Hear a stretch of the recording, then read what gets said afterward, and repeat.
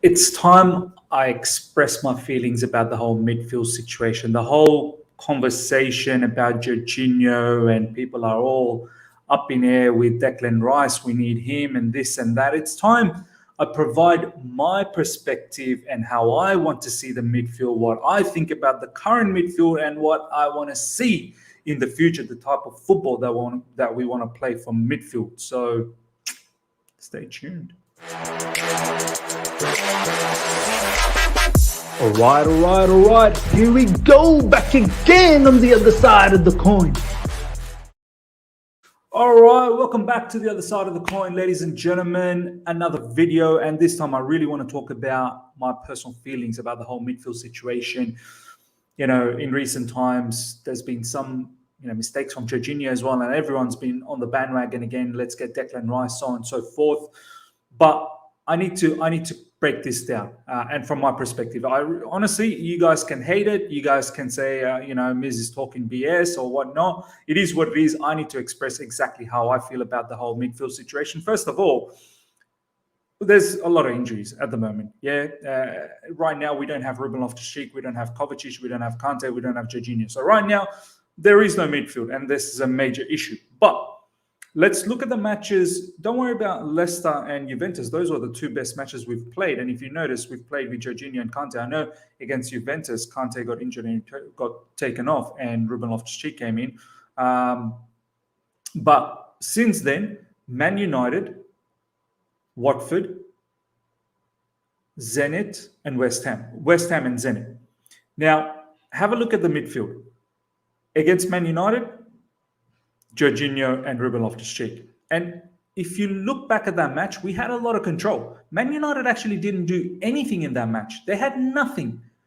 The couple of chances, first one, obviously the one they scored was off the back of a Jorginho mistake. But then again, I have to question whose decision was it to keep Jorginho as the deepest midfielder off a set piece.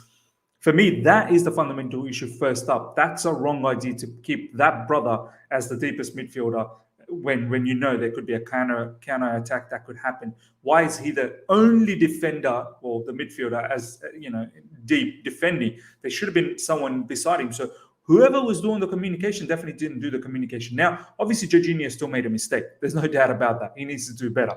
But the fundamental issue before that is, why is he there? But in regards to that particular match, we had complete control. Man United had nothing. So looking back at the control, and this is what I want to drive in this particular video, the opposition actually posed zero threat on us. Man United posed zero threat. Now move into the Watford game. No Jorginho, Ruben Loftus-Cheek and Saul. And we were exposed, absolutely exposed, to the point where Watford was all over us like a rash.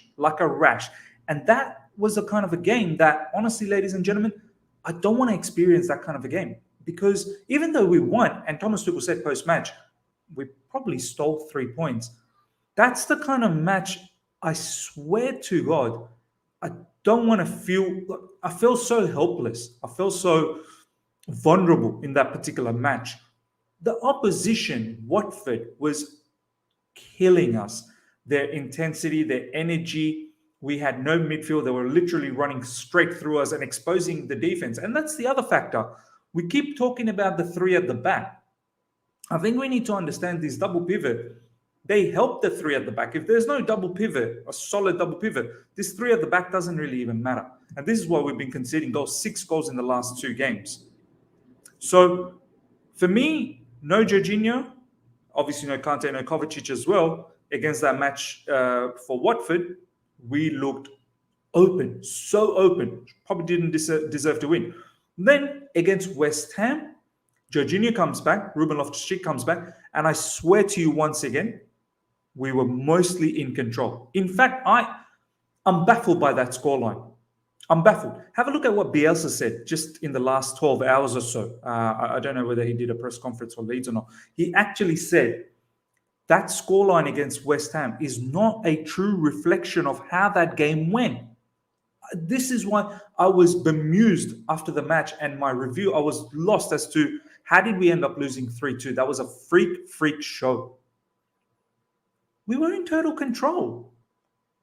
Just some individual mistakes. Once again, a pass from Jorginho, probably not the greatest pass, but then again, Mendy had every time in the world to clear that, and he didn't. He makes a decision that he wants to take the players on and he wants to build up from the back.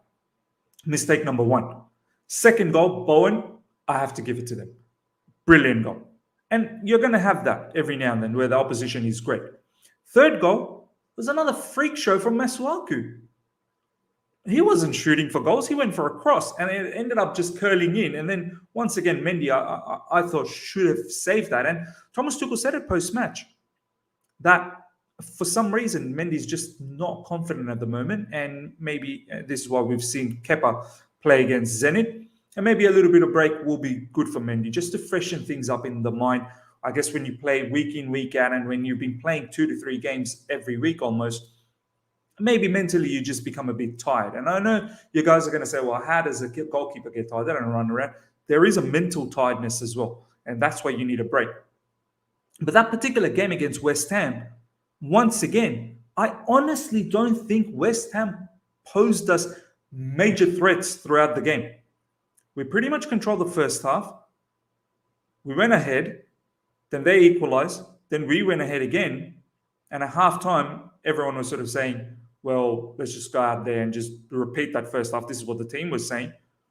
And even in the second half, we had a lot of the ball. It's just we couldn't finish up front. We had control. We never looked like we were just getting dismantled. And it just, as I said, a freak of nature happened. And somehow West Ham get away with the 3 points. So for me, that match, when I look back, I can't say that we played poorly. And in fact, Thomas Tuchel said it himself. That wasn't a poor performance. That was strange. Now, looking at Zenit, once again, ladies and gentlemen, no Jorginho, no Kovacic, no Kante, Ruben Loftus-Cheek, no Ruben Loftus-Cheek as well, Ross Barkley and Reece James. Reece James did an okay job. Ross Barkley was a no-man show, in all honesty. And once again, Zenit all over us.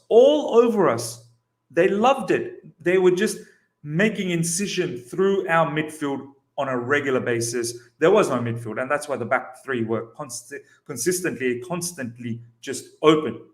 Plethora of attack, wave after attacks from Zenit was coming through, whether it be first half, whether it be second half. And in all honesty, that 3-3 was probably the right result, because we had our moments up front as well, missed a few chances too. And Zenit didn't deserve to lose, to be honest. They probably didn't deserve to lose. They probably created far better chances than us. If it wasn't for Kepa, we were dead. So the point that I'm trying to drive here, ladies and gentlemen, is the constant here is one, Jorginho. When Jorginho plays, and also I'm not putting aside Kovacic and Kante, when all of those three plays, especially Jorginho with either Kovacic or Kante, we look far more in control. And ladies and gentlemen, this is exactly how I want our football to be played. I want us, and this is my personal opinion, you guys could have a totally different opinion to this. I want Chelsea Football Club to play with the ball and defend with position. Defend with possession. I don't want us to defend without the ball most of the times. I want us to have minimum 65 to 70% of the ball on a regular basis and defend with the ball. And what I mean by defend with the ball is just simply don't give the ball to the opposition. When the opposition doesn't have the ball, they can't pose any threat to us. This is why some people, they get a bit annoyed when they see side-to-side passes. Sometimes those side-to-side passes is literally just to slow the tempo down, and then whenever you need to pick it up, you can pick it up again. You can't just play one type of tempo throughout the match. You need to pick and choose, and sometimes you need to frustrate the opposition as well. It's a 90 minutes game. You don't win it in the first 10 minutes. You have to persevere. You have to have a plan. So for me, when Jorginho doesn't play, I don't want to play. I don't want our football to be played like that. Open, end to end. You don't know what's going to happen. We could concede. We could score. But that's just, it's like the future is not in our hands. It's like our result is not in our hands. It's up to God, whatever happens. Whereas when we play with a lot more command, with players like Jorginho, especially, and Kante and Kovacic do, alongside him, it feels like we're in control. We can decide our fate. We have most of the ball, so we know we're going to limit the opposition. That's the exact kind of football I want to play. Now, looking at what do we want to do in the future? Because it seems like Kante, Kovacic, Jorginho is just playing way too many games. He plays a lot of games for Italy, and he's going to be playing a lot more games for Italy. Italy's got a big-time match against Portugal coming up for the World Cup qualifiers. And he's going to have high caliber of games all throughout. So he's going to get tired. So for me, this whole discussion about Declan Rice, we need Declan Rice. I still think we do need Declan Rice. But for me, Declan Rice is more of a Kante backup or Kante replacement. If Kante is not going to be able to play, 2-3 months of the season in total, then we need someone like Declan Rice. If Kante is only able to play 1 game a week, we need Declan Rice for the remainder. For me, Declan is more of a box-to-box now. He can play as a sitter, but I don't think he's going to give me the same impetus as Jorginho. I don't think he's going to give me that control that I want, 70% control, which means Declan Rice will have to have the ball and show up for the ball a lot. I need minimum 70%. I don't want the opposition to have any part of the ball. Can Declan Rice show up to take the ball from the defense, to the wing backs, to the midfielders? Can he touch the ball, let's say, 100 plus, 150 times a game? Small passes, keep it moving. Do you know what I mean? Look for those key passes up front. Quick passes as well. Not just making passes, quick decisioning. Looking before the ball even comes to you, knowing where the ball needs to go next. And then moving straight away. You pass and then you move and to support. This is something that Jorginho does really well with the ball. Without the ball, the number of times Jorginho makes great interceptions as well. And also Kante, Kovacic defensively massive. And I think that's where Declan Rice will definitely make an impact. I think off the ball, Declan Rice's awareness, his interceptions, being able to break down play, perfect. That's why I think he's more of a Kante type of a player, because he has that legs to go forward box to box as well. He can carry the ball too. But he needs to think quick. At Chelsea Football Club, if you want to carry the ball 70% of the time minimum, you need to think quick and you need to move the ball quick. And right now for West Ham, tell me how often West Ham gets to about 65 or even 60 to 70% of the ball. Not that many times. West Ham are just not that type of a team. Now, can Declan Rice do it in the future? Perhaps he can. Under Thomas Tuchel, he can. But for me, it's very important we find a replacement for Jorginho. We need a player that can play like Jorginho. And for me, it's Sherman. Sherman is a player that I feel we need alongside Declan Rice. You can say Billy Gilmour as well. Billy Gilmour could come in, and I want to hear what you guys have to say. But for me, Billy, he can definitely do a job. Does he need another loan? I don't know. Is he ready to just take up that position that Jorginho does on a full-time basis? I'm not sure. Does he have the quality? He definitely does have that. But can he be a full-time player from here on in and carry that burden for Chelsea? I'm not sure. I feel like maybe another loan just to develop every facet of his game could be ideal. Right now, I would love to have him back because of all the injury issues that we have. And I don't mind having Billy Gilmour as a backup, in all honesty. I don't mind him having as a backup, and he comes in and does the Jorginho role as a backup.